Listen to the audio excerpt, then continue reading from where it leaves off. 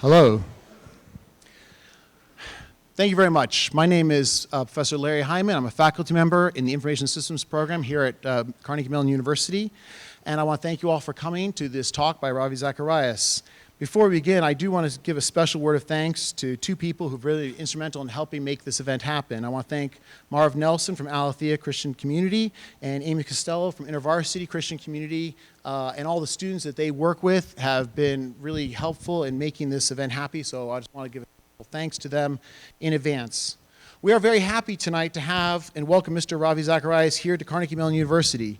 Mr. Zacharias has spoken all over the world for 43 years and in scores of universities, most notably Harvard, Princeton, UPenn, Dartmouth, Johns Hopkins, and because you always save the best for last, tonight we welcome here to Carnegie Mellon University.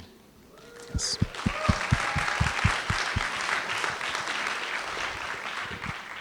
Mr. Zacharias has authored or edited over 20 books, including several gold medallion winners, such as Can Man Live Without God and Walking from East to West. A number of these books have been translated into Russian, Chinese, Korean, Thai, Spanish, and other languages. Mr. Zacharias will be speaking tonight on the topic of the promise and challenges of secularism. We are excited that a number of organizations here on campus have organized discussion sessions after the event, and we urge you all to listen carefully and critically evaluate for yourselves Mr. Zacharias' statements and discuss them with others in a respectful manner, recognizing that reasonable, intelligent people can still come to ultimate disagreements on matters of belief. We will be having a question-answer period after Mr. Zacharias' talk. We've given you all cards. You can write your questions on that card, and then when the question-answer period comes, I'll introduce that question-answer period. You'll come down this aisle in the row here, and we'll have some people going through and trying to help get this organized. We ask that your questions be clear, concise, and also germane to the topic. We want to really focus in on the topic at hand and not on other stuff that may not be germane and relevant to this particular topic. We're going to try and select a variety of questions and try and get through as many as we possibly can. However, we really want to give preferences to skeptics or people of other faiths. So if you are a skeptic or if you are of another faith, just hashtag skeptic, hashtag Hindu, or whatever that is. And we will give you preference. We will give you preference because the thing is this. We want to make sure that those people get priority, have their questions asked. We know that we only learn and grow if we're willing to challenge ourselves and ask hard questions. So we encourage those people to ask those questions. All we ask is they be clear, concise, and relevant to the topic at hand. So we're not getting into far ancient history, but just the topic at hand. So anyways, without further ado, I'd like to introduce Mr. Ravi Zacharias.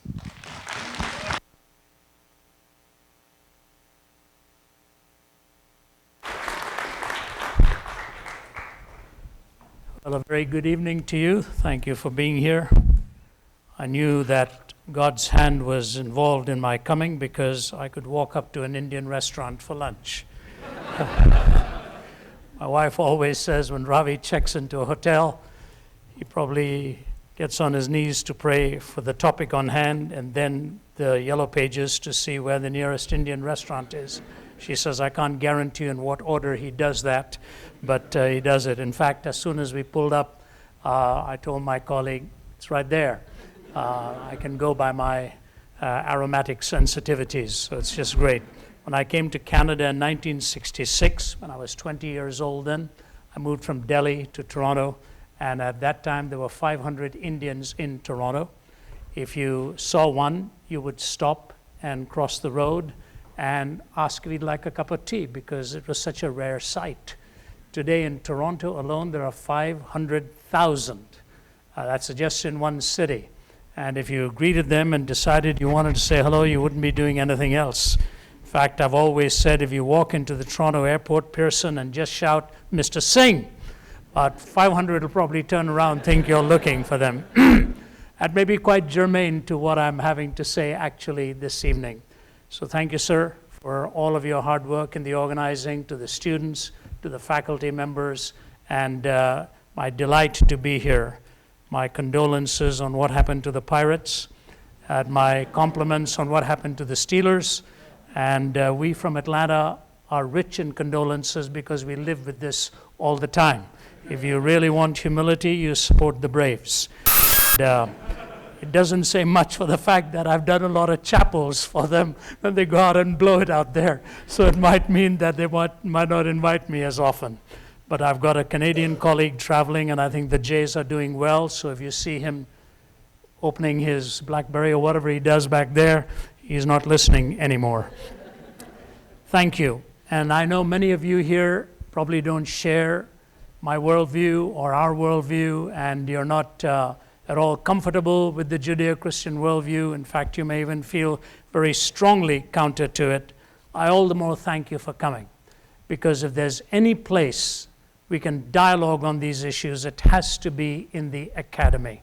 My life takes me to such settings globally. I've done some rare settings. I'll never forget one of the toughest assignments I ever did was in the oldest Islamic university in Malaysia with mullahs and all of their professors sitting in the audience. And I had a wonderful time of interaction. We built friendships thereby. As Larry has just said, we don't have to agree on everything, but hopefully cordiality will prevail and we can disagree without being disagreeable. I say that very genuinely because my homeland of India, I would be truly in the minority. 80% of India is Hindu, 10% Muslim, and somewhere between 2 to 5 to 6, and now census bureaus actually tell us a lot more than that, but I'm not sure. Certainly a credible amount would be about a 4 to 5%. Then you've got the Jains, the Buddhists, the Sikhs, and all of that. So it's an intensely religious culture, and the Judeo-Christian worldview is certainly a minority. And yet more and more I have universities and political leaders asking us to come and interact with them. And I think one of the reasons is this. If you were to take a step back today and just listen to one news program in the evening, at the end of it you'll say, how can so much go wrong within 24 hours? So much goes wrong. In fact, just a few days ago, we just heard about Russia beginning its methods and its approach in Syria, where I have a lot of good friends, and many of whom have now fled. And then shortly after that, Netanyahu gave his speech at the United Nations, which was quite a sobering and a fearsome speech. And that was enough to take for the day, just to process. And what happens by the end of the day? But the shooting took place in the school, and you say, my goodness, how do I really sit back and take all of this? So society is sort of skidding out of control. Moral issues are always at the forefront now. Religious issues, political issues.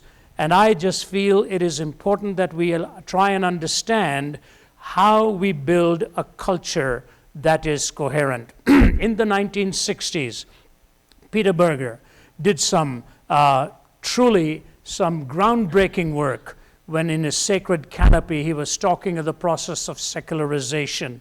I didn't get it firsthand from him at that time, but my colleague Oz Guinness, who's now on our team and wrote the Gravedigger Files, responding to all that Peter Berger had written, so on. Of course, Harvey Cox, in writing The Secular City, had also nudged in those same areas. But Berger was probably the major writer dealing with the process of secularization, pluralization, privatization, and was sort of very humble enough to say 20 years after he wrote the first book on the Sacred Canopy, where he was wrong in some of his anticipations and his prognostications. In fact, at RZIM, we had the privilege of hosting Peter Berger a couple of years ago. He was very kind and complimentary in the work that we had done. We hosted him at the office and did some dialogues on radio programs, and I had the opportunity of just personally interacting with him. So here it is.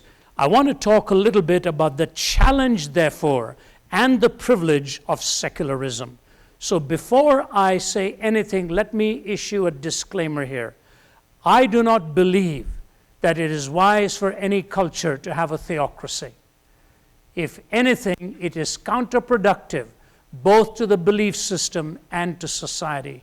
Europe is a vivid example of what happened when the church became so dominantly in control. So I am not at all talking about the politicization of religion. In fact, any time a religion is politicized, It runs the danger, actually, of another demagogic imposition of its belief system on people.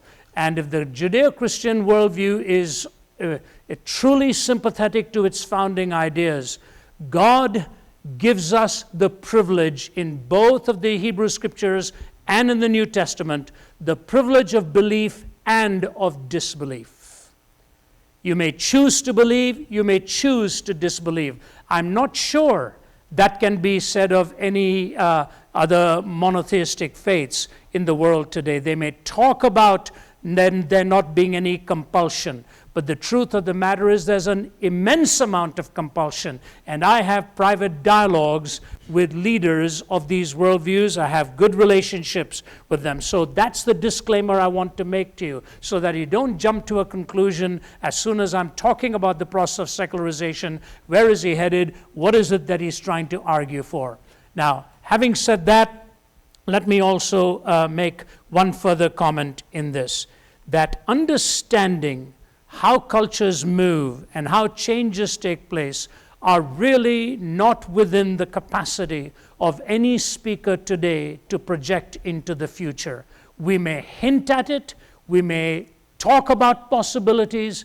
Who would have ever guessed that in Erfurt, Germany, which was one of those bastion cities of Luther, that today literally tens of thousands of people of a completely different worldview are coming in. What will happen 20 years from now, 30 years from now? We have no idea, but this is a reality. Just early this morning, I got an email from a friend who is from Syria, and he was talking about all the dramatic changes that are taking place. A few years ago, I was in Syria, and the chief of intelligence hosted me for a lunch. Well, it's not really a lunch, a kind of a strong coffee that keeps you awake for 3 days, and all the sweets that give the diabetes people all the problems in years to come. But he had the general sitting around him, and he told me, please stay out of the politics of the region. That's all I want to say to you. I said, I understand, sir. But he said, Mr. Zacharias, I just want you to know you're very welcome here. I said, can you tell me what exactly is happening in the Middle East? This was before any of most of us had ever heard the term of ISIS and so on. He said, I give this part of the world no more than 5 years and the whole thing is going to blow up. I said, wow, how do you pursue that answer? And the fact of the matter is he was one of the first who was assassinated after the onslaught began. I portray all of this to issue two disclaimers to you. I'm not at all invoking a religious imposition upon any society, nor am I saying that I understand exactly where it is all going into the future. I cannot project that. One of my professors used to say prophecy is a very difficult subject, especially if you want to talk about the future. And so I hold to that. However, in the 60s and 70s, you could see the handwriting on the wall. You could see where the changes were coming. I don't think most within the Christian worldview recognized exactly how drastic and how dramatic this was going to be. I was a relatively new follower of Jesus Christ when I was 20 years old in Delhi, coming to Canada. And I suddenly was into a new world where I thought anytime I saw the word Christian, aha, that means exactly what I think it does. And so I went for my first haircut to a barber shop called the Christian Brothers. And when they billed me for my haircut, I doubt if they really were. It was a pretty heavy-handed bill that they gave to me. But I'd moved from the east to the west, and there was a cultural revolution underway. It was during the time of the Vietnam War, and you remember the Tet Offensive in '68, when all the dramatic portrayals were taking place for us to watch on a television screen. And we saw the rejection of church and society and authority and all of that. I said, wow, this is really so foreign to my eyes. Just around then, I think the Sacred Canopy was written in '67. I didn't lay my hands on it till years later through the writings of Guinness. But here's the way they defined the changes that were taking place. There were three. One was secularization, second was pluralization, and third was privatization. And here it is, secularization as defined in slightly different words with the same idea by Peter Berger, Guinness, and the others is this, that it is a process by which religious ideas, institutions, and interpretations have lost their social significance. A process by which religious ideas, institutions, and interpretations have lost their social significance. That is so evident today. If you were to take any volatile subject that divides our society today on a moral question, and you had on a panel before you on an evening program a university president, a lawyer, a psychologist, a medical practitioner, a professor, take the whole gamut of authorities that understand the subject, and you put a Reverend so-and-so on that panel too, you can be almost certain that the average viewer would right off the bat treat the Reverend as prejudiced and predictable. The others they will not be sure about till they hear from them, because the idea of coming to these issues from a theological background or a, quote, religious background is already branded as somehow not academically credible to be voicing on this, because it is so prejudicial towards a transcendent view of life and a creator designer view, and so on and so forth. But that idea of secularization, where religious ideas, institutions, and interpretations have lost their social significance, is almost distinctively Western.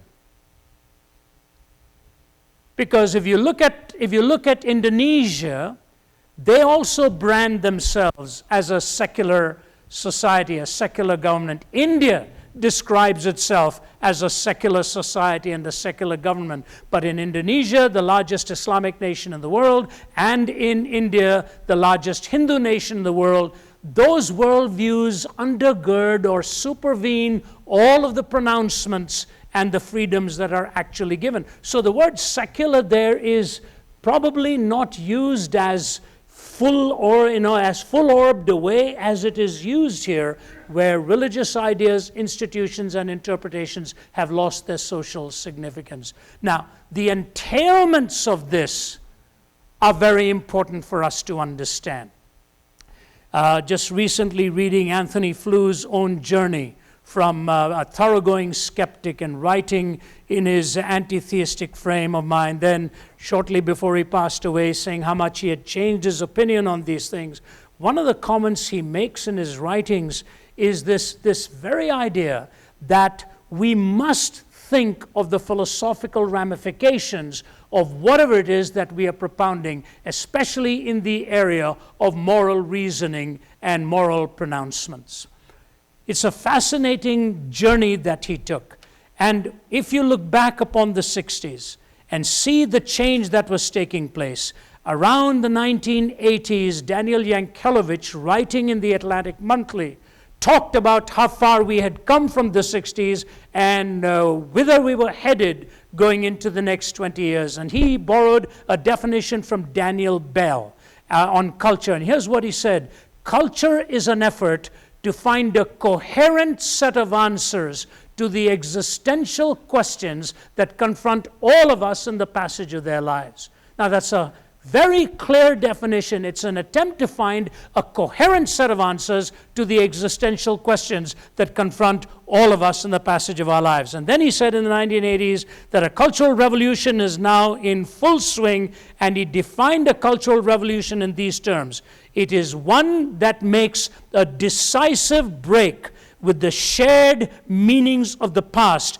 particularly those that relate to the deepest questions of the purpose and nature of human life. So a cultural revolution is underway when you make a decisive break from the shared meanings of the past, particularly those, he says, that deal with the deepest questions of the purpose and nature of human life. He talks about the breadth of it, the conflict and confusion, that the stakes are high, and how we end up with the self-fulfillment contradiction. I will bring you that quote from him as I close my talk, but he says how wide-ranging the tensions and contradictions that come, and how high the stakes are. What is at stake in one sense? What is at stake, very critically, is our definitions. How do we make our definitions of the most important questions of our lives. Does life have a purpose? How do we define love? My son is sitting here in the audience. He's a great movie fan, and he knows if he wants to get me to see a movie, he'll say, "Dad, there are some great illustrations in there. You ought to see this," because I'm much more of a reader than a watcher. And just last weekend, we were spending some time together at a home in Atlanta. He brought this and made me watch the movie Interstellar. Now, I don't know whether it was last year or a year before or what. I'm brilliantly done, absolute genius in how the storyline is constructed, the cinematography. I mean, it's riveting when you think of how powerful the imagination is and how it can just draw you in. What are the punctuated themes with all of the capacity of conquering other planets, with all of the capacity of getting into these powerful machines that we build to get us into other planets and so on? The tug of the heart is still on love and trying to define it. What is my responsibility to my daughter? How do I connect with her? Have I made the right choice? Fascinating to see these tensions brought in, because that's what deals with the deepest questions of life ultimately. And so, one of the issues that comes today because of the capacity of the cyber world, and I want to assure you, by God's grace, I'm not an authority on this subject, but just yesterday, the powerful news broke that Playboy is changing its philosophy on what it is going to do in terms of photographs and so on. Why? They really can't compete with what's readily accessible out there right on your phone. And so they're going to go the literary route now and, get the best articles and writers and so on.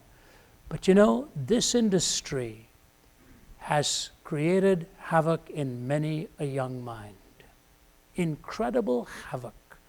My daughter Naomi, who's just yay high, and once upon a time working in the White House, and I called her some years ago if she would take on the humanitarian arm of our work called Wellspring International, because right out of college she graduated and went and worked with the orphans in the mountains of Jarabacoa in the Dominican Republic. She has a real passion for working with children, especially the downtrodden. And she wanted so much to work with children who are victims of AIDS and rescuing women from the sex trafficking industry. So we started that program. And when Naomi came and started traveling, within 2 to 3 years, she was almost burned out in it. Almost burned out. One psychologist in England wrote to us and said, if she doesn't take about a 2-year break from this thing, it'll finish her off. And the woman under whom she was working in Amsterdam married, burned her out. She gave it up. She said, I can't handle this anymore. As thousands of girls from Eastern Europe and from Africa and other places were funneled into the system. If you have seen the movie Slumdog Millionaire, featuring the streets of Mumbai, my daughter does her work in one of those very streets. And she would put her little material into her purse and walk into the brothels where they got to know her. She would talk to them. And when she would talk about the people who were the customers and so on, she said, Dad, almost all of them started their journey into this stuff with pornography till they became almost addicted and addicts to it, ruined their marriage, ruined everything. And this was something that could never be taken away from the haunting specter that hung over their minds. And I say to you, are there definitions for these things?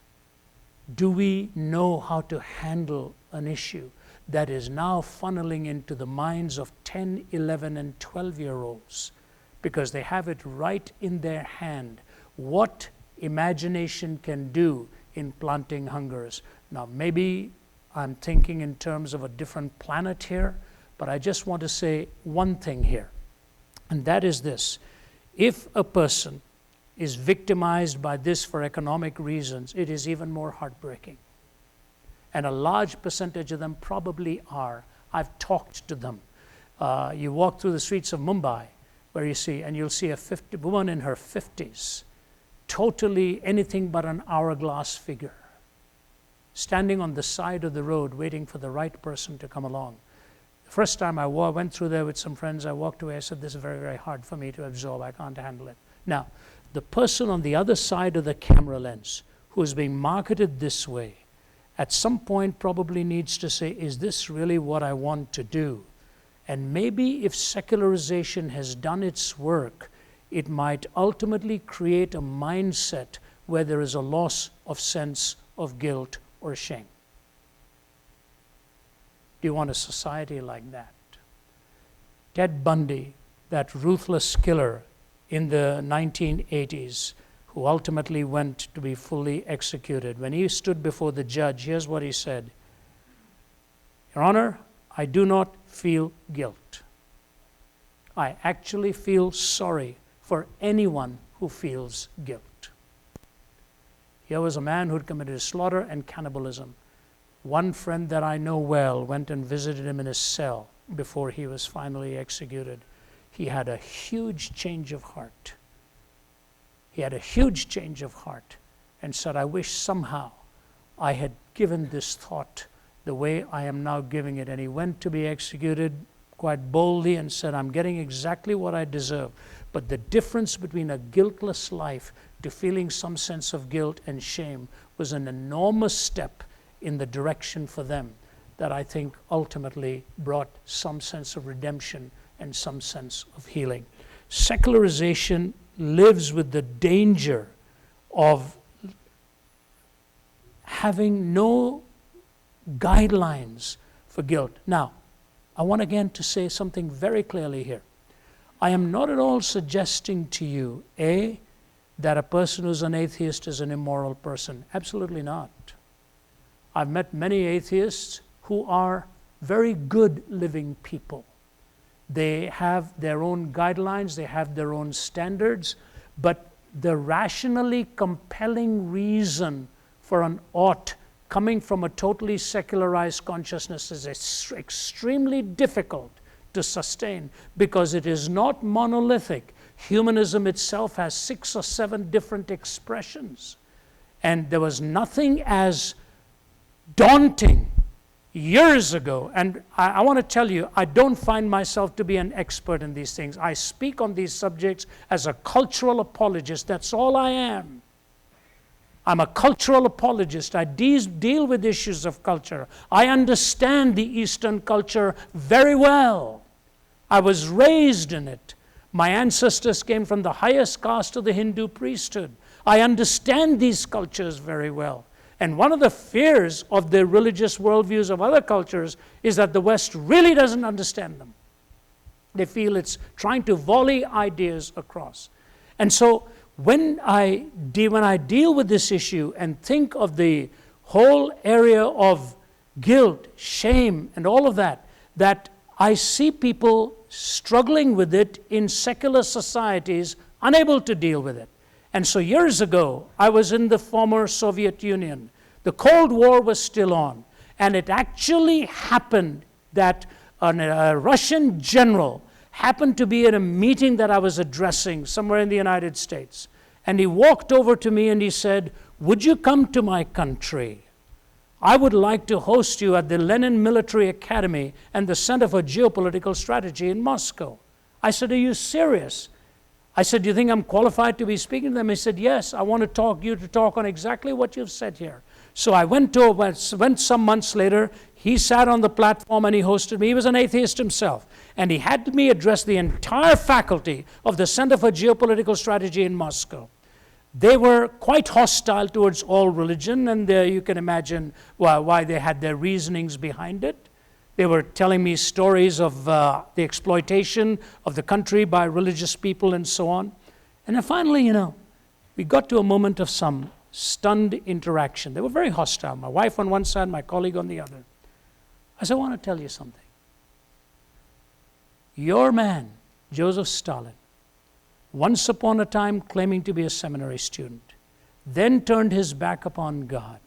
And the last action, I was personally told by Malcolm Muggeridge, and it is sustained by Paul Johnson in his book, I believe, Modern Times, that Svetlana told Muggeridge, who did a program on the BBC with her, that the last thing she saw her father do was clench his fist towards the heavens, put his head back on the pillow, and he was gone. If you come to an understanding of it, even Lenin was fearful of where Stalin was going to take the country with his rabid hostility towards things sacred. And the fact of the matter is, over about 15 million of his own people were killed in the process. There was pin drop silence. And I can tell you through an interpreter is very hard to interact.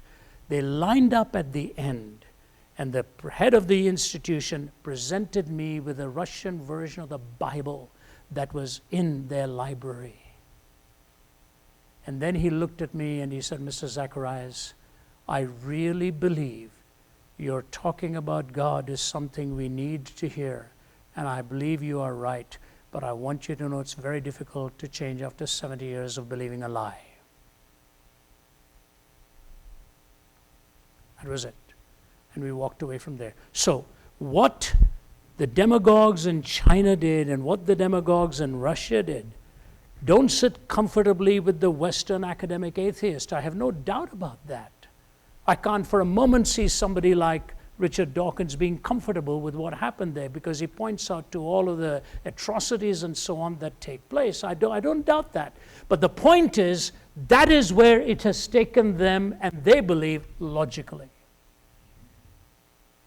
And to try to discuss this with them, I may as well just, be talking to a wall in the process. So secularization, a process by which religious ideas, institutions, and interpretations have lost their social significance, logical outworking, concern, where do we get our definitions? How do we come to a point of shame or guilt? Secondly, it's pluralization. Pluralization is where we have a competing number of worldviews available to its members. Peter Berger goes into this as well, where there are in his sacred canopy and so on, how he talks about there's no predominant worldview. And he, of course, thought, writing in the 60s, that somehow Christianity would not only be marginalized and evicted, but he came to the conclusion you cannot suppress that hunger for religious experience and the longing for spirituality. Even on our radio program, he said this. He said I was wrong in what I thought was going to happen. So while there are a competing number of worldviews available to its members and no worldview is dominant, may I say to you, it's a good way to build a society. I think pluralism is a good thing. If pluralism were not a reality, I would never have been welcomed to first make Canada my home and then the United States my home. I came from a completely different language-speaking group to a culture here and a completely different way of looking at things, a culture that gave me opportunities and privileges that, frankly, in India I would have had a hard time getting because of all the machinations you go through out there in not what you know, but who you know and how you get to the right places and the right institution. You couldn't get into a prestigious institution in India without having some connection with somebody who could do your speaking for you. It's the way the manipulation actually goes on. You ask any Indian today, what is the greatest strength of India? He'll tell you it's their intellectual skill. What is the greatest weakness? It's the corruption. And the Prime Minister ran on that platform to say he was trying to change it. A competing number of worldviews available to its members with no one worldview dominant. Now that is understandable, and that's why conversations like this need to take place, because of the most valuable thing in the world is the truth. And truth is where we ought to go, which is another Anthony Flew statement. He said, I had to go where the truth was logically leading me. I could no longer suppress that. The problem is this. We end up with the same quagmire from secularization. If pluralization is taken to mean moral relativism, then you end up with a huge king-size problem. That's what one philosopher of ethics said. Ours is an age where ethics has become obsolete. It is superseded by science, deleted by psychology, dismissed as emotive by philosophy. It is drowned in compassion, evaporates into aesthetics, and retreats before relativism. The usual moral distinctions between good and bad are simply drowned in a maudlin emotion in which we feel more sympathy for the murderer than for the murdered, and for the adulterer than for the betrayed, and in which we have actually begun to believe the real guilty party, the one who somehow caused it all, is the victim and not the perpetrator of the crime. The whole legal system has been inverted. In one of the most historic trials that took place years ago with the sad trial of O.J. Simpson, whatever your view is on how it came about, when his lead attorney was asked by Larry King several years ago, he looked at him and he said, "Bob, I have a question for you. What is the truth on what really happened that night?" He said, "Larry, we don't deal with the truth. I have a professional responsibility, not a moral responsibility." Amazing statement. I have a professional responsibility. That's what you are dealing with here. And so, if a person's family member has been victimized and a professional responsibility kicks in, somebody sitting on the other end of it is shedding tears and saying, "What a lie. Why are we being victimized by the lie?" So the pluralization process, how do we deal with it? We deal with it oftentimes not in the way we ought to be dealing with. Instead, we allow the poets and the musicians to confess that we're a mess. The poets and the musicians will tell you, all country music is about something broken, something shattered, something stolen. That's what it is. As they say, if you play country music backwards, you get your pickup back, you get your family back, you get your house back, all this kind of thing. They're the ones who'll tell you this is how it really goes. And so the rock musicians, listen to some of the lyrics of the Ghetto Boys. Whoa. And they were selling hundreds of thousands within the week of the release, about slitting a throat and this kind of stuff, and raping a woman and writing on the wall, helter skelter. Tens of thousands of CDs sold within a few days. I show my vintage, but a long time ago you had the Moody Blues. My wife says Ravi's music died in the 70s. But remember, Moody Blues, Cat's Foot, Iron Claw, Neurosurgeons, Scream for More, From Paranoias, Poison Door, 21st Century, Schizoid Man. Blood Rack, Barbed Wire, Politicians, Funeral Pyre, Innocents Raped with Napalm Fire, 21st Century, Schizoid Man. Death Seed, Blind Man's Greed, Poet Starving, Children Bleed, Nothing He's Got, He Really Needs, 21st Century, Schizoid Man. The walls on which the prophets wrote is cracking at the seams. Upon the instruments of death the sunlight brightly gleams. Will no one lay the laurel wreath as silence drowns the screams? Between the iron gates of fate the seeds of time are sown, and watered by the deeds of those who know and who are known. Knowledge is a deadly friend when no one sets the rules. The fate of all mankind, I see, is in the hands of fools. Confusion will be my epitaph as I crawl a cracked and broken path. If we make it, we can all sit back and laugh, but I'm afraid tomorrow I'll be crying.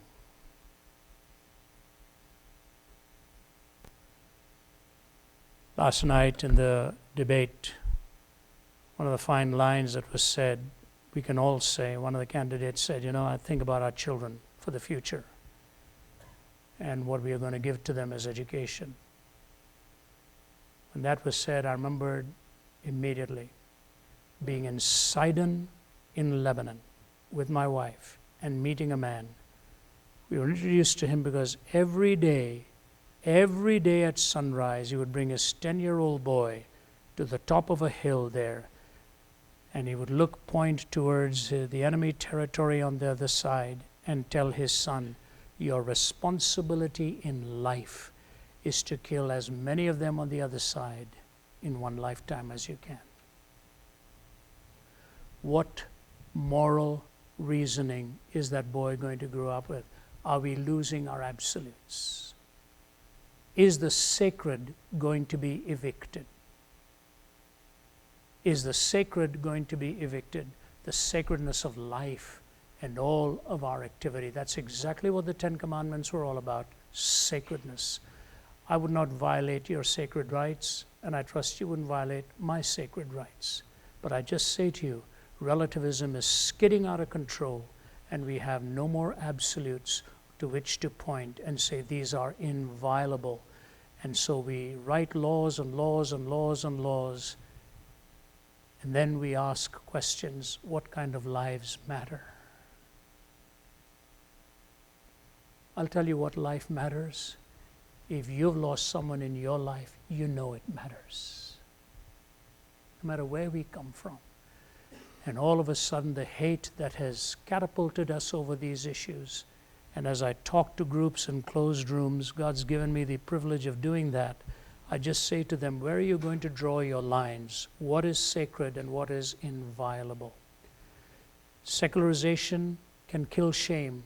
Pluralization can end up killing reason if we have no shared meanings of the past. I'll tell you what I find fascinating, and here it is. It is this. Why is it here in North America that the faith that I hold to, my Judeo-Christian faith, is the only one that can be mocked in public?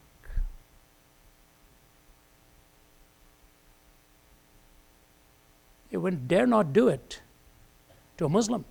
Now, Richard Dawkins says because it's cultural. I don't think so. I think it's cowardice. I think it's cowardice.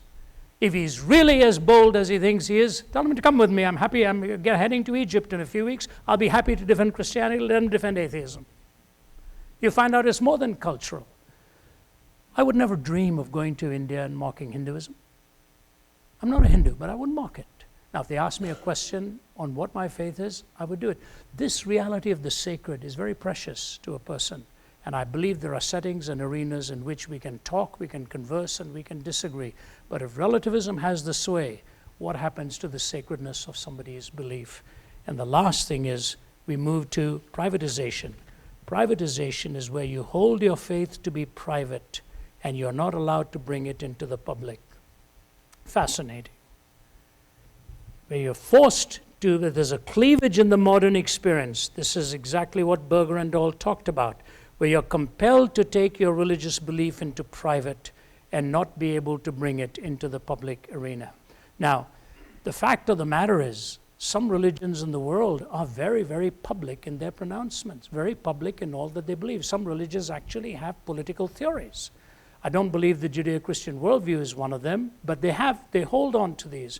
Now, privatization, when you force the belief into private, then you're asking that which is the most sacred aspect of a person's life and asking them not to bring it into the public arena anymore. Now, when I was growing up, my dad would take me to an Anglican church, and it was the most boring hour of the week for me, 8 to 9, Sunday morning. I want to tell you, if I ever prayed, I would be praying that it would come to an end soon. It was an hour torture. And I memorized most of the prayer book because I had to time it. I want to make sure how much longer we actually had. And so I knew the moment the vicar would say, let us therefore now draw near by faith, 7 minutes to go. And I would be on the cricket field by about 10 o'clock. I never ever dreamed of the day that one day I'd be standing talking in arenas like this about the things I'm talking about. God must have a sense of humor. In fact, the vicar of the time was a fellow by the name of the Reverend Father Ernest T. John. I can't tell you a thing of what he said. Anytime I heard him, I wasn't listening. But some years ago, I was visiting Delhi, and my wife was with me at an American Express travel agency, and I looked at a man sitting there. I said, you know what? I think that's Father John. The reason he and I had an eyeball-to-eyeball encounter is that I was once asked to play the part of Joseph in the Nativity mime. None of those terms meant anything to me. I didn't know who Joseph was. I didn't know what a Nativity mime was, and I wasn't going to say yes until they told me that Mary would be with me and she would put her arm in mine when we walked up to the center of the stage. I said, she'll put her arm in mine? And in India, where you don't have any such contact, I said, wow, this is amazing. I'll be glad. When they introduced me to Mary, I said, I'll be happy to do it. So I arrived at this cathedral early to meet Mary. I could hardly wait, and then I saw some wafers in the front of the altar there. I thought, being a charitable organization, this was to feed the hungry. And I was hungry. So I put my hand into the bowl, and I started eating those wafers. That's how religious I was. And I was walking around, and Father Ernest T. John comes out from the side, And he sees me with these wafers in my hand, just enjoying the paintings there. Crumbs all over my face. He said, "What are you doing?" I said, "Would you like some?" The verbal tongue lashing that I got. I thought the earth was going to open up from below me, and I was gone. He told me I'd committed sacrilege. I didn't know what sacrilege was, and I wasn't about to find a dictionary or tell my mother I'd just committed sacrilege. I thought the police were going to be at the door any minute because I'd committed sacrilege. Yes, in his eyes I'd committed sacrilege. So I'd had eyeball-to-eyeball contact with Ernest T. John. And now he's in the American Express travel agency. And so I walked up to him. This is years after we met, and I was living in the West now. I said, "Are you Father John?" He looked at me. I said, "My name is Ravi Zacharias." He just stared. "What do you do for a living?" That was his only question he asked me. And I think he just about fell off when I told him I was now a speaker and talked about the Christian faith and so on. I think he thought I was pulling his leg once again all over that. I had no understanding of the sacred. Now I do. And it is what completely dictates my life. How I live, what I do with my family, what I do with my finances, how I treat my fellow human being. You see why? I'm told by Jesus that the greatest commandment is not one, but two. To love the Lord your God with all your heart and all your mind and all your soul and all your strength, and to love your neighbor as yourself. On these two commandments hang all of the laws and the prophets, he said. Moses had given 613. Jesus reduced it to two. And so somebody else tried to trip him up and said, "It's all right to pay taxes to Caesar." I wish so much Jesus had said no. April 15th would be a delightful day when it came along. Jesus said, "Have you got a coin?" The man said, "Yes." He said, "Give it to me." He said, "Whose image do you see on this coin?" He said, "Caesar." He said, "Give to Caesar that which is Caesar's, and give to God that which is God's." The man didn't know what to do with that answer. He should have had a follow-up. He should have said, "What belongs to God?" Jesus would have said, "Whose image is on you?" Whose image is on you? And so I say to you, in my Christian faith, I have never any right to violate you, because you are created imago Dei, created in the image of God. I am commanded to love him and to love my neighbor as myself. And the truth is, we have to find a way. My dear friend in the United States, our culture is changing. We have to find a way to learn to live peaceably with each other without the mudslinging and all that can go on and make this a very dangerous place. There are those who will stand for their faith with murderous ways. I'm not one of them. A Christian cannot possibly be one of them, but there are those who will. And so whether I'm mocked or whether I'm accused or whether I'm ridiculed, that's okay. I will respond with the love for God and the love for my fellow human being. Secularization, no reason, no shame. Pluralization, no reason. Privatization ultimately breaks down the meaning because there's no continuity within the two. And so where does that leave us? That leaves us very much with the tension that Daniel Yankelevich talks about. Now here's what I bring this all together into a closing statement here. And it is this. He said, what are the stakes that are high? He said, it is ultimately the struggle for meaning. Ultimately the struggle for meaning. We are looking to build a coherent life, pull it all together some way.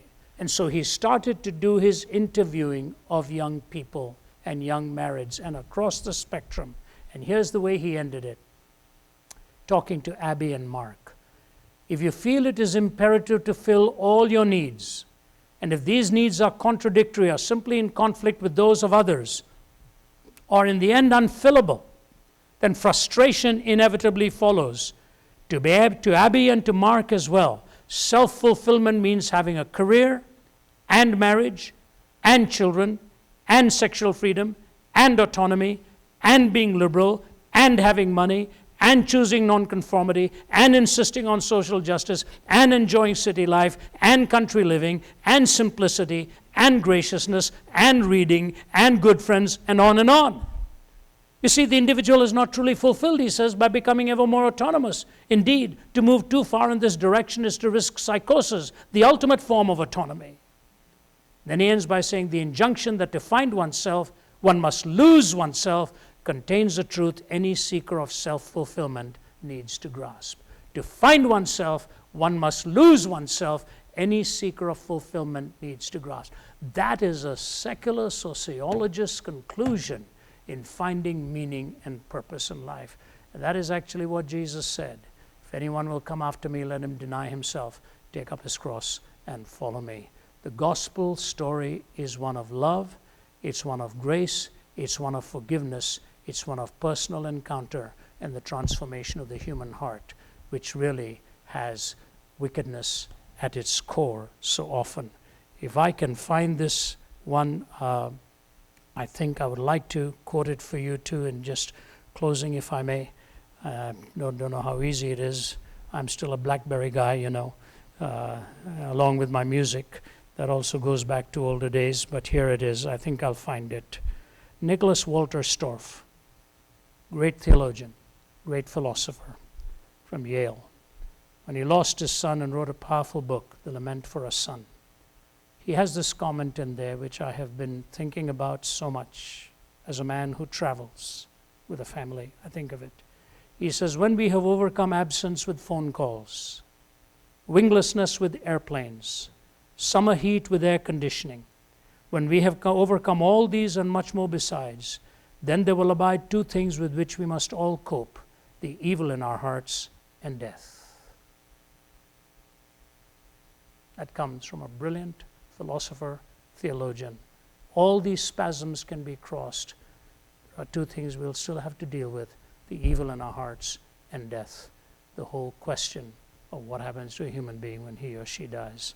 Here I believe the answers of Jesus are unique and tenable as he transforms the human heart and promises you hope beyond the grave, so that time is not ultimate. Through the lens of eternity, time can be interpreted and explained. Secularization, pluralization, privatization. Yes, the first two indeed are necessary in culture. The third one is a dangerous position to take, because ultimately it kills meaning in a person when the sacred is kept only to the private and no public expression is allowed for that. There, I think, we may run into a collision course with other worldviews who will not be content in keeping it private. That's the only thing I think about the future which may happen. You've been very kind and very gracious, and I want to thank you for giving me a hearing. I'm going to be joined by my colleague, Vince Vitale. He's a tutor at Wycliffe Hall and our Oxford Center for Christian Apologetics. He did his doctoral work at Oxford University. Vince and I are dear friends. He's one of my colleagues in the team. We are colleagues together with about 46 others globally. And Vince and I co-authored a book some time ago called Why Suffering. He actually hails his master's work he did at Princeton, his doctoral work at Oxford, and he will come and give me a hand as we answer your questions. Thank you so much for giving me a hearing.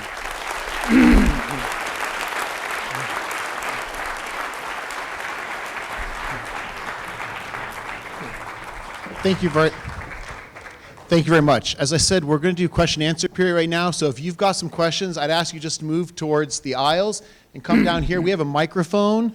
There'll be some people there. It's just a screen. Like I said, if you are a skeptic or of some other faith, please feel free to mark that with a hashtag, and we will try to give you priority. We're going to take those questions right now. The only thing we ask is that your questions be clear, concise, and relevant to the topic tonight. So if you just do that right now, we're going to transition now to question and answer period. But as we do that, I'm going to take the liberty of answering the first question. And I'm trying to put on my skeptic's hat a little bit as I'm thinking about this. You know, you talked about you value pluralism, and I think we'd all agree. We value a pluralistic society.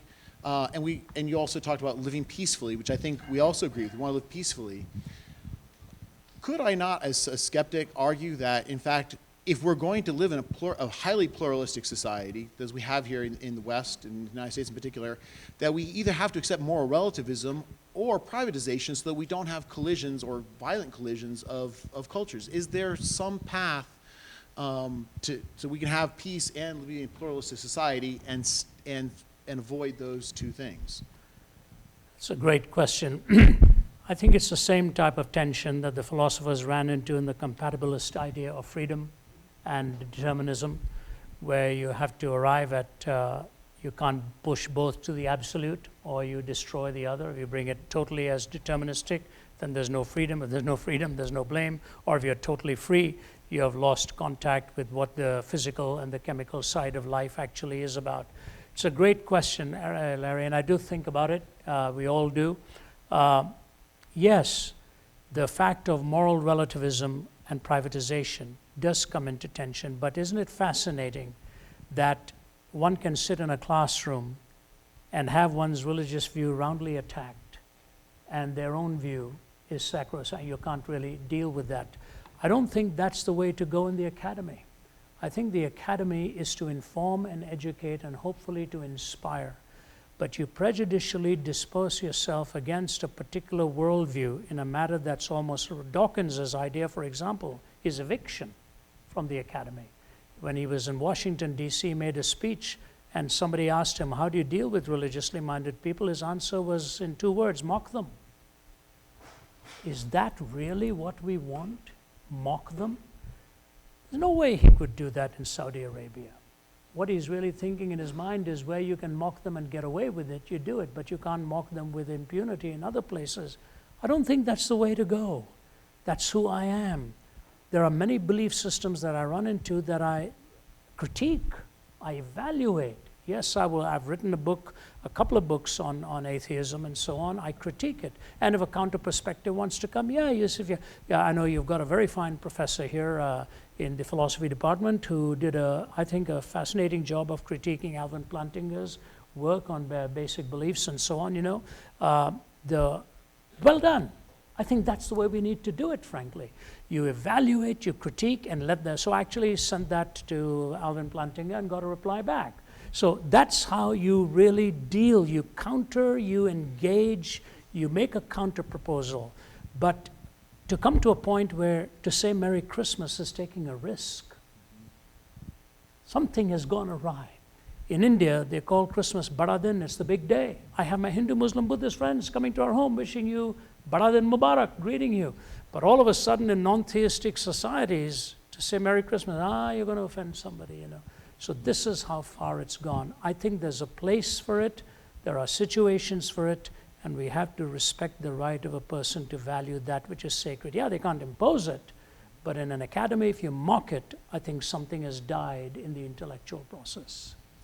Just to add real briefly, I think one of the great things about the history of this country is some of our greatest achievements: abolition, women's suffrage, civil rights.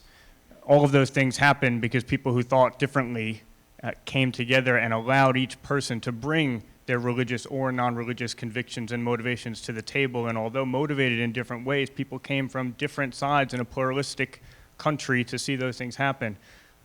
Jeffrey Stout was one of my mentors at Princeton. He's an atheist-leaning agnostic, but he wrote a book called Democracy and Tradition, and an article as well that's called The Folly of Secularism. And what he argues is that actually if you make religious people check their convictions at the door before they enter into the public sphere, then actually you're not going to reach any of the goals and the aims that perhaps you want to, whether you're a secularist or not. Just real quick, I met a guy on campus a couple of weeks ago. He said, I think there's a universal human need, a skeptic. He said, I think there's a universal human need for peace. And he said, just like we have a universal hunger, and that points to food, there's a universal human need for peace. I think that points to some sort of transcendent. So I think it's a good thing that we believe in some sort of transcendent or some sort of God. And I came back to him and I just said, I think you're right, but not just any God or not just any belief in the transcendent will bring peace. If what you believe in is a deist God, well, that will be a God who will just be far removed from you, won't be interested in you. That's not going to bring personal peace.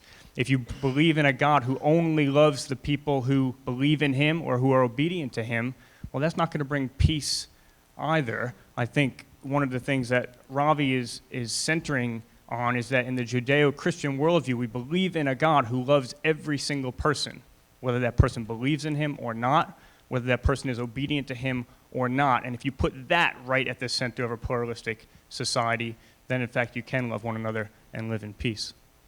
Right. Do we have questions? Hi, Ravi. I'm really, really impressed by your presentation, and your presentation is one of the most powerful presentations I've heard. So my name is John. I'm here to ask you a very simple question. What is love? I think there is one of the very powerful moments that you were standing here, you were asking, what is the fundamental, the most important thing in our lives, and what is love? And I think this is the core of Christianity, and I just hope to hear your view. Something simple, yeah. Thank you. Great question. What is love is the heart of your question, right? As the core of Christian belief. Yes. Thank you for asking that. And Vince, I'll be happy for you to continue where I leave off or something. One of the things with language is that it's a bearer of an idea. And in the English language, sometimes we are very restricted with the word love. When I talk of the word love in Hindi, there are several words for it. There's a fine-tuning in it. And it's fascinating. You could use the word prem. Prem is a very gentle word for love. But when you start talking about mahabbat, there's such a deeper concept that comes into it. In the Greeks, C.S. Lewis pointed out, there are 4 words for love. There's agape, phileo, storge, and eros. Agape is generally used for the vertical, for the love of God. And then you've got phileo, which is brotherly love. That's why, at least friendship love. Philadelphia, you've got brotherly love. That takes from the word phileo. Storge is protective or parental love. Eros is romantic love. And in the Christian worldview, the 3 hang on the first. That God's love for us defines the storge, the phileo, and the eros. That's where the fountain comes for us. And the value of love is in the value of the intrinsic worth of the person. Tomorrow I'm going to be speaking on what it means to be human at another setting. And what it means to be human in the biblical term is that the person is created in the image of God, essentially worthy and treated with value and respect and dignity. That is the way love starts off with storge. Why is our nation so divided? Because we talk about right and left, we never talk about up and down anymore. And yet we really need to think about up and down, not just right and left, and so right and left go on hammer and tongs against each other. My proposal to you is, if I truly believe that you're a person created by God in the image of God, I will treat you with ultimate dignity and respect. And one of those 3 loves will come into place then. If you're in trouble and danger, the storge love and protective love comes in. If you've got phileo, the friendship love comes in. And in my marital relationship, romantic love and consummate love comes in. So all of the other 3 hang on the peg of the first. Fascinatingly, I wrote a series of books on imaginary conversations. And I find one of the finest minds ever who wrote in literature was Oscar Wilde. Fascinated especially by his book, The Picture of Dorian Gray. And I wrote a book on an imaginary conversation between Wilde and Jesus and brought Pascal into it too, because Oscar Wilde and Pascal's funeral were held in the same church in Paris, years apart, of course. So it was at the end of his life that Wilde started to ask the question of what love really meant. Powerful series of questions. And it is fascinating to me in his poem, The Ballad of Reading Gaol, how he talks about the woman with the alabaster ointment who came and poured the alabaster ointment at the feet of Jesus, expressing her love in worship.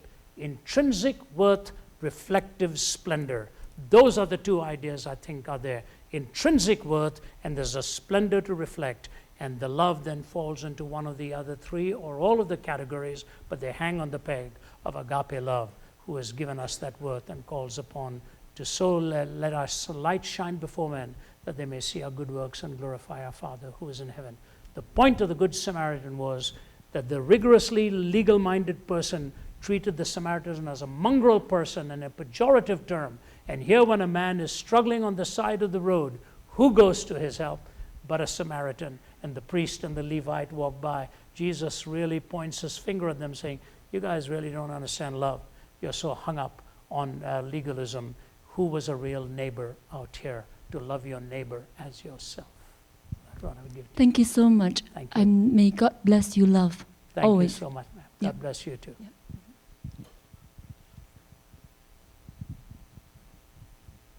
So you explained why relativism is impractical, but I don't understand why it's wrong.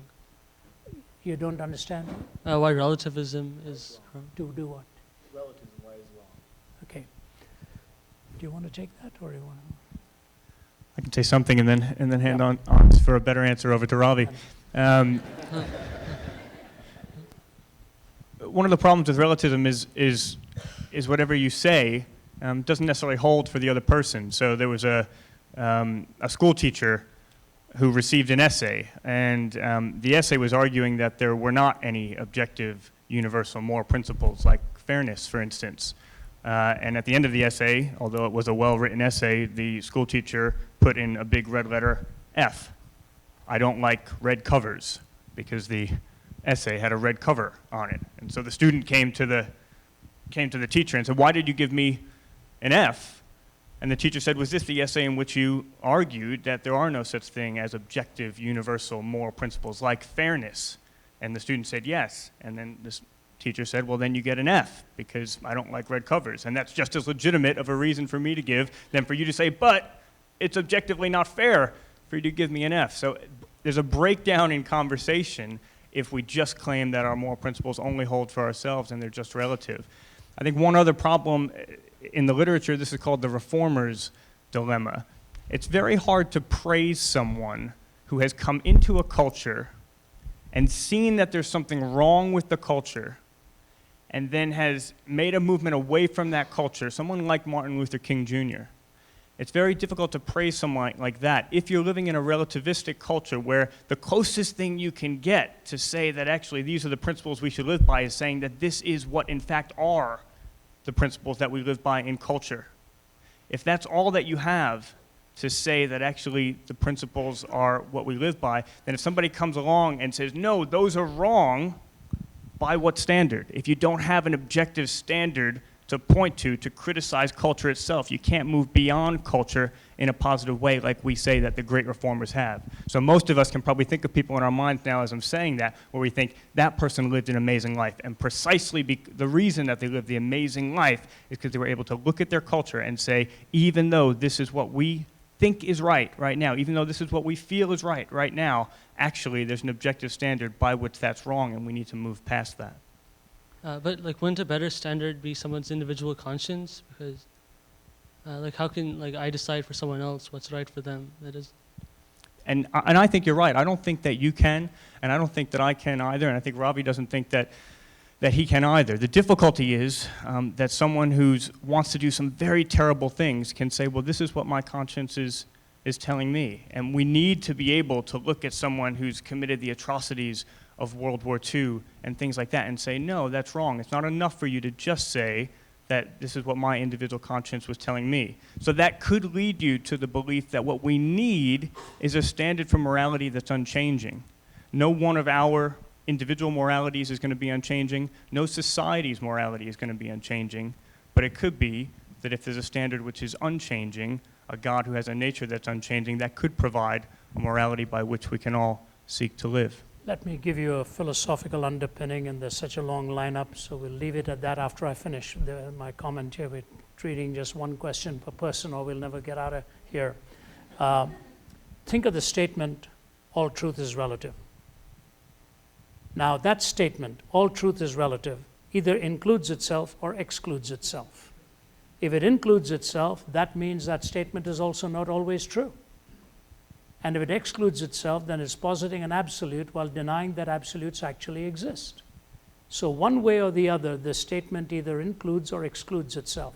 I had a fascinating experience at Georgia Tech some years ago when they asked me to do a talk on ethics. And the professor, a lady, stood up afterwards, and she was trying to be nice, but it was obviously a bit of a hit. And she says to me, all this stuff sounds good. just tell me, how do I keep my students from cheating? That's all I want to know. How do I keep my students from cheating? And so we started a nice dialogue on that. At the end of that afternoon, a young woman from the East came up to me and said, I have a question for you. I said, what's that? She said, I'm going to do a paper. I was asked to do a paper on you before you came here on some of your talks. And my paper was sympathetic, and I agreed with your views. And the teacher failed me on it, or gave me a very low grade. And I asked her why. She said, I didn't want you to agree with this person. I wanted you to come up with a disagreement. She said, but I can't. I agree with him. So I said, can I ask who the teacher was? And then she paused. She didn't say anything.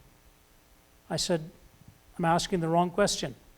Found out it was the same teacher who had said, how do I keep the students from cheating?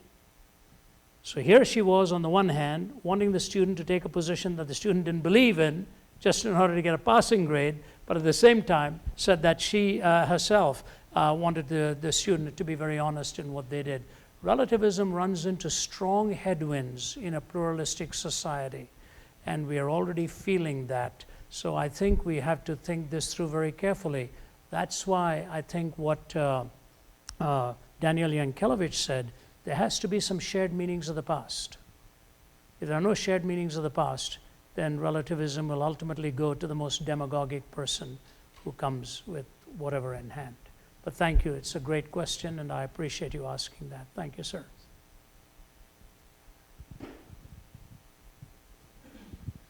Hello. So given the apparent fact that the Christian account of the world does confer meaning upon human lives and actions and does give us a sense of peace and a sense of morality and human worth and so on, what then is our justification for believing it? Because the mere fact that something results in a beneficial worldview, or that we perceive that it ought to be true, does not translate to actually being true. Great question. If I'm understanding you correctly, I'm at that stage in life where I've sat in planes so long that if the person sitting next to me talks to me, they have to tap me on the arm to let me know that they are talking to me. So let me make sure I'm hearing your question correctly. Is just peace and meaning, peace and happiness and all of that just all one needs to believe in something? Or does one need something more than that? Is that what you're asking? Yeah, fair enough. You know, I did some open forums at the University of Uppsala, one of the oldest Scandinavian universities. And on the door, there's their motto, or whatever, it says, to think freely is great. To think rightly is greater. To think freely is great, to think rightly is greater. Before we got there, 3 or 4 of us, my colleague Nabil Qureshi and Michael Ramsden, 3 of us were doing a forum there.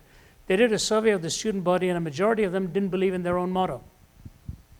To think freely is great, but to think rightly is greater. They just didn't think to think rightly was going to be greater. So I began my talk by saying, is your conclusion right? Or is it a fact that it really doesn't matter anymore? We have to think rightly. We have to think, yes, we have to have the freedom to think. But I think ultimately it's a false dichotomy. You have to have the freedom to think, hopefully to come to the right conclusion. Otherwise, you don't really have that pursuit of thought. So I would say no. Peace and tranquility and all that happy feeling is a good goal in mind to have, but sometimes the truth will bring you a very unhappy feeling. And that, therefore, has to trump the feeling that you have. To admit that you've done something wrong, which is the truth, is not going to bring a whole lot of euphoria within your mind, but it may call upon you to admit to what is the truth. So I think the 2 tracks of truth and relevance are critical in determining your worldview. You have to follow the path that you believe is true and how you test that truth. But I believe even the 3 universities at least that I know of in the United States where it says, if the truth shall set you free, you shall be free indeed. Why? Because when you know the truth, you know you're living by that which is always reflective of what actually is and not an imagination of what you've made it to be. I think your question is a good one. Meaning and peace follow from following the truth, but sometimes the truth is also discomforting, and you do what is right, and the peace, I trust, follows as a result as well. That's why we are a land of laws. We are a land by which we govern our lives. I think truth with relevance are the twin feet on which a life should stand, not either or.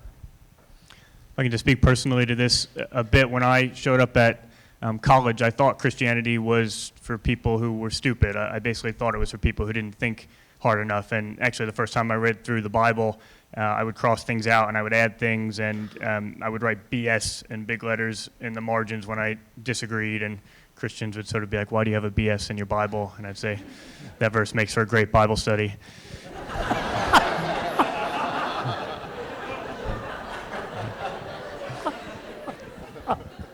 I became a Christian through a process of studying philosophy at Princeton, and when I started to take these questions more seriously, I couldn't believe what I found. I had assumed that Christianity was for people who didn't think hard enough. As I began to dig into the Bible, especially the book called The Acts of the Apostles, which talks about the acts, the actions that the first followers of Jesus were involved in after he had died and then risen again. And through that book, you see words like explained, reasoned, convinced, refuted, argued, even proved. These guys were going around thinking really hard about these things. And then I started to get into the philosophical literature. There's a guy named Richard Swinburne. He's emeritus professor of philosophy of religion at Oxford. He's probably the most influential British philosopher of religion of the last 60 years or so. In 2003, he published a book. It's called The Resurrection of God Incarnate. And in that book, he argues that on the evidence today, that it's 97% probable that Jesus miraculously, literally rose from the dead, confirming that he is the God he claimed to be. Now that might sound like a crazy claim to you. It certainly sounded like a crazy claim to me. And Swinburne says, I know we can't take the number too seriously. He likes to work with probability theory, so he plugs in numbers at each point in the argument. It's only meant to be the roughest of estimations. But still, the fact that someone of his intellectual credibility can make that claim, make it in print, have it be published by Oxford University Press, and then defend that sort of claim at the top academic conferences around the world, and I've seen him do that, to me, that just blew my mind. And the truth is that there's been a resurgence of Christian philosophy of religion over the last 50 or 60 years, where some outlandish claims like that are not only being made, but defended really well. So I would just want to encourage you. I wish I could talk about that at much greater length, but there are a lot of things in this world that require explanation.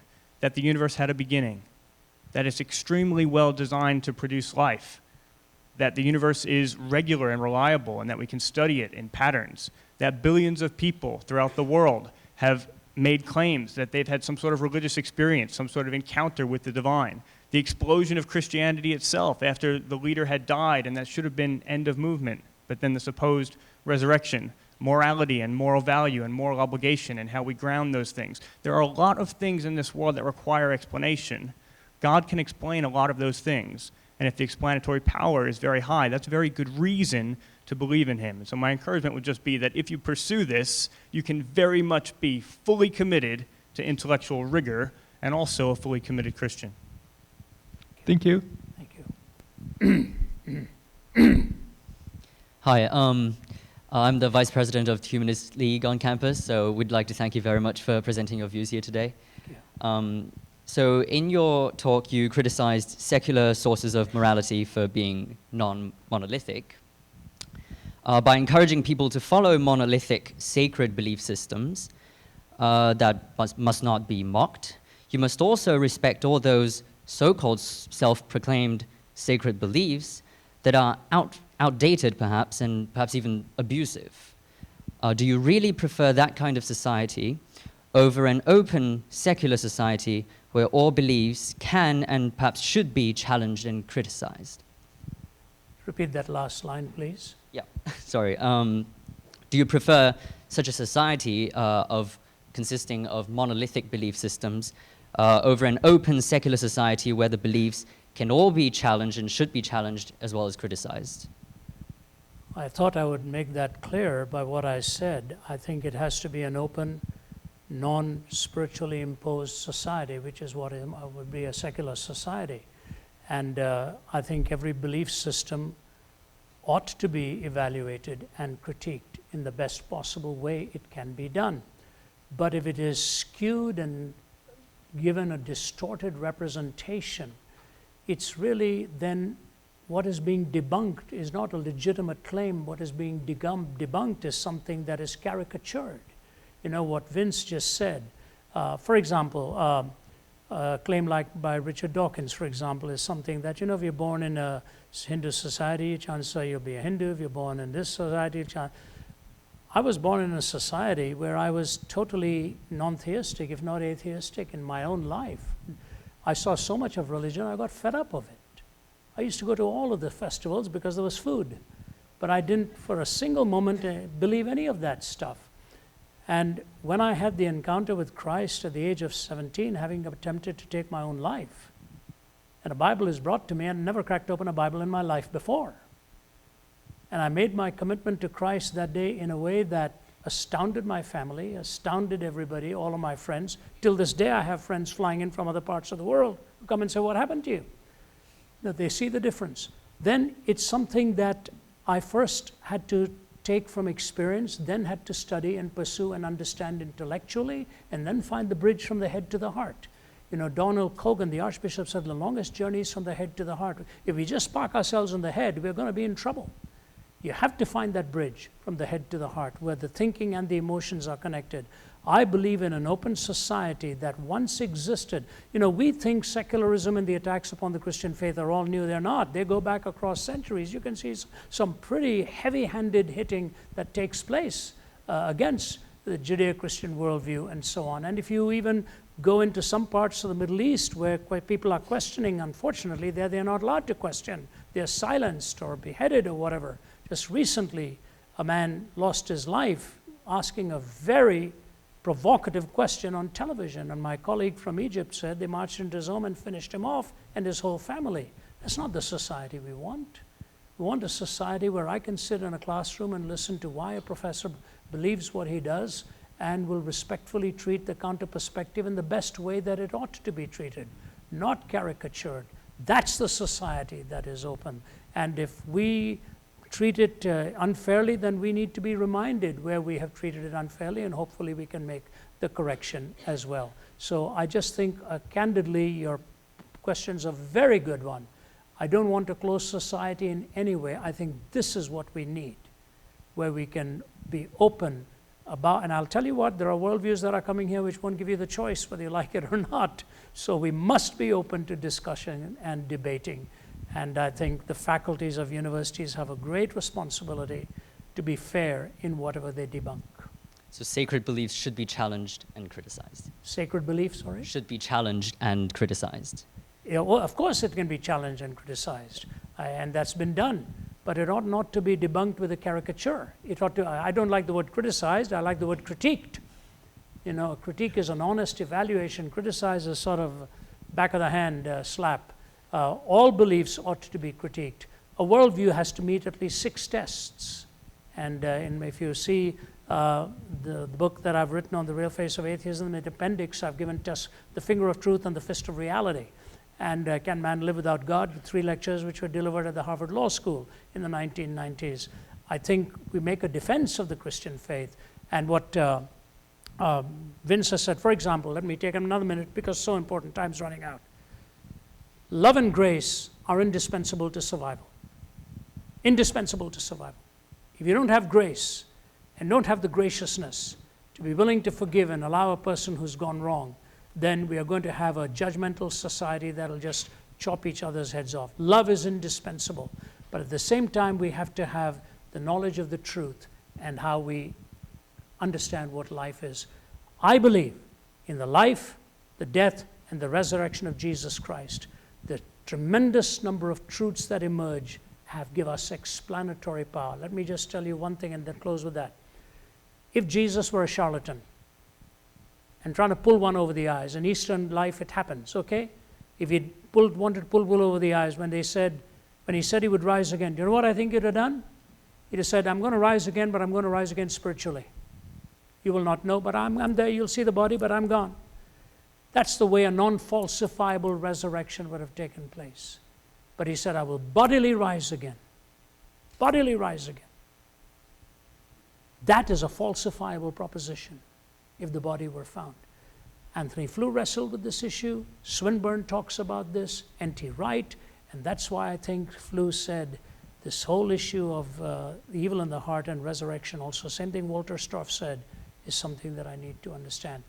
Every worldview ought to be critiqued. I'm not saying criticized, but I think critiqued. God bless you, sir. Thank you. Thank you. I know we're running a little late, so we're just going to take, unfortunately, I'm really sorry, we can only take really 2 more questions because we're running late. So if we just have the next 2 questions real quick. Hello. Mr. Zacharias, I think we are both in agreement that Sorry? we are both Speak up a little bit, please. we are both in agreement that it is necessary to reason correctly in order for our actions to have to be morally just, right? And that if we reason incorrectly, then that leads to us doing bad things. And in your talk, you said that you seem to imply that the atheism of the Soviet Union had led to some incorrect thinking that led to them doing some bad things. However, we can also point to many examples of theistic thinking that was incorrect. And led to bad things. So would you say that theistic or atheistic thinking is not really a determining factor in whether or not we reason correctly in a moral sense, and what would be a determining factor in reasoning justly? Very good question. In fact, I think I made a note of something Harvey Cox said. He said, the victims of atheistic and religious regimes are just as dead as those of clerical terror. So said Harvey Cox. When you're murdered by a religious demagoguery or an atheistic demagoguery, they are just as dead. It's such an important question that you've raised, and I think it's very important for us to understand the ramifications. I believe why the Christian faith is so true and so distinctive. Jesus takes us beyond morality. Every other worldview, pantheistic, monotheistic, every other worldview, except the Judeo-Christian worldview, I want you to hear me very carefully now, is a works-oriented worldview. If you ask, for example, a Buddhist, it's karma. If you ask a Hindu, it's the karma. If you ask a Muslim, his good deeds will have to outweigh the bad deeds. This is not a pejorative description, this is a factual description of their non-negotiable beliefs. But Jesus Christ didn't come into this world to make bad people good. He came into this world to make dead people live. That you're dead to God and you become alive to God. When you take that route of being made alive to God, you become more sensitive to the value of human life and exactly what every other life is about. The whole issue of religion, where the church became indispensable, where the church became the disseminator of salvation, where the church sort of became the grand inquisitor of people, it was a politicization of religion, and that's what happened in France when it was thrown off. Humanity, so tormented, blew the lid off, and it has never recovered even after 200 years. So what you have to ask is this worldview true, and does it give human life intrinsic worth? That is important. If a worldview doesn't give human life intrinsic worth, then what else really matters? All it matters is that the person is more important than you are and can easily eliminate you. This intrinsic worth and reflective splendor is very, very key to understanding. But thank you for asking. Yes, there have been abuses done. The problem is, in a clerical sense, you can at least say you've deviated from what the Bible talks to you about in loving your neighbor. But in an atheistic sense, where does one go to talk about a deviation? When man or woman deify themselves and then believe they have the final authority. I think that was the tragedy in the former Soviet Union and also in China. Ironically, when Mao Zedong killed the Christians and closed the seminaries, he said Christianity will never return here. They have lived through what they saw happened under his heavy-handedness. China has the fastest growing church in the world today. And I think that's a testimony to the fact of the resilience of faith and how it comes. And that's what I think both Cox and Berger would today say, caught them by surprise, this undaunted belief system that goes. We have one more time for one more question. I'll let Vince take the last one. Go ahead. Thank you. Hi, this is rather personal. I would hope that you would get involved too. Pardon? Oh, testing. I am a skeptic. The way I define being a skeptic is a searcher. I'm looking for whatever makes the most sense to me. And I've been around for a little while and I'm still searching, so it's an everlasting situation for me. I found, by the way, your talk very interesting. You, I understand, had a bad start in life and you had an epiphany and were reborn, and I'm sincerely very, very happy for you. Look all the good you've done in the world.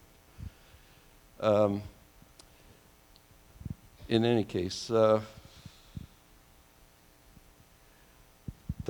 question I have has to do with morality. And as you mentioned yourself, it is possible for atheists or unbelievers or whatever to, in fact, be moral. May be difficult, but I think having a law in place and police people, I think that helps to be moral. On the other hand, regarding religion... Could we get to the question a little quicker? I'm sorry, but there are so many over time. religions. Yeah, I'm at the end almost. I'm at the... there are so many religions that interpret things in different ways. Even Christianity itself is interpreted in so many ways. And it's faith that keeps us there. It's not a scientific matter, it's an emotional matter. And faith is the thing that's involved. So if faith allows us to believe in so many different things, believe in different ways the same thing, why is religion so important? Why can't we have just one universal religion or work towards that, and maybe we are, but right now it's an extremely confusing matter. And that's a great question. Vince, do you want to take that? I'm sorry, but we need to cut that off a little. Vince? Sure. When you look at different religions, and I know you have as a seeker, there sometimes can be the assumption that religions are only superficially different, and actually the more that you look into them, actually at the deeper level, they all say basically the same thing. And I think that that's actually not the case. Religions say really different things, and so therefore it makes a real difference concretely, practically, in terms of your life. I had my best friend's father a couple of years ago was on his deathbed, and he brought up this question of morality, and in his honest moment, as he was knowing that he was near the end, he said, Vince, I haven't lived a good life. You spend most of your life, he says, I'm 69 years old, I never thought it would come to this. You spend most of your life trying to make up for your mess-ups, and here I am. And my best friend had asked if I would go and have a conversation with him. He thought maybe I had some things to share with him. I've never been so thankful to be sitting in front of someone as a Christian. If I was a deist and I thought that there was some transcendent God, but he wasn't really interested in us, he was far off, he started things going, and then he just let things run their course, I wouldn't have had anything hopeful to say to my friend's father. I think if I was a Muslim as well, I would have had difficulty in that situation, because at the end of the day, in an Islamic context, Allah is going to weigh the scales, and you have to hope that you've done more good than bad. And here was my friend's father saying to me that he had looked back at his life in honesty, and he hadn't done more good than more bad. If that was the religion that I adhered to, I would have had to tell him it was too late. There was no way to make up and compensate for that at this point. So I was so thankful at that point to be a Christian, because I think that Christianity is the only way of seeing the world, where it's not about whether we've done enough to work our way up to God, but it's a God who has come down and done something for us so extravagant that it even meant suffering himself and even giving his life so that we could be together with him. Jesus told this story of a father and a son, and the son breaks every rule. He does everything wrong. The son demands his inheritance early. He abandons his family. He wastes everything his father had worked his whole life to provide on wild living and a meaningless life. And then the story says that when the father saw the son in the distance, turning to come back to the father takes off running. He runs to his son. He embraces the son. He kisses the son. He says to his servants, "Quick, get the best robe, get the family ring, put sandals on his feet, kill the best animal. We're going to throw a huge party." All the son did was say, "I'm sorry, and I want to be with you again." But he couldn't even get the words out of his mouth, just trying to say the words, and the father just embraced him and kissed him and loved him.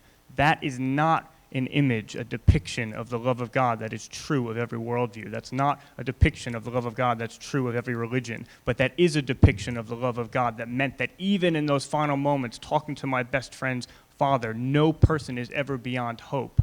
I could share with him that being right with God, knowing that there's hope ahead, knowing that your death is not your end, it's not about whether or not you've done enough, but it's about the fact that God has already done something so extravagant, and all he asks is for you to accept that. So for me, that's just one example that comes to mind of where what I believe about God, not just that I believe in God, but what I believe about God and his love for every single person made a very real difference in the life of someone that I care about. Could be true of Right. a lot. I'm going to have to cut you off quick because closing sentence. I promised my students we would end at 9 o'clock. So, and you were rambling on earlier. Thank you. I gave you your opportunity. Please join me thanking Ravi for joining us, and Vince. All right. Thank you.